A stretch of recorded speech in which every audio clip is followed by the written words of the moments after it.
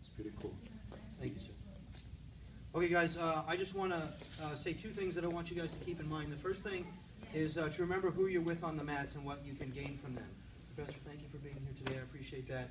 We have a couple of black belts on the mats. You may not realize that we have some judo black belts on the mat as well. And for people who go through one art a good portion of their lives and learn it and then put on a white belt again to learn something else, that really says a lot. You have Marines in this class who may wear a white belt but may have a lot more martial arts experience than you think that they do, a lot more than we do. So no matter what the color of their belt, when you go to sit down and spar with someone, remember that they may have as much to teach you as you have to teach them. All you need to do is shut up and listen. The other thing I want you to remember is that Jiu Jitsu is not about doing what you want to do. It's about doing taking what's given to you. I think part of being a white belt is, I mentioned earlier, trying to fit a square peg in a round hole.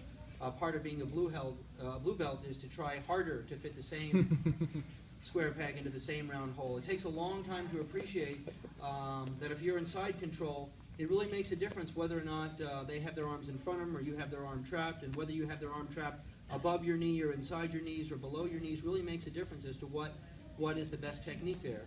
We learned this week that when someone takes a punch at you, there's more than one approach to take them down to the ground. When someone stands up in your guard, there's always more than one approach, and you have to appreciate that you look for things that they give you, you look for mistakes that they make, and then when you capitalize on those, Jiu-Jitsu becomes a lot easier. So that's everybody's goal, whether you're a white belt or a black belt. Guys, thank you very much for being here. I appreciate it. Let's bow to Master Carlo.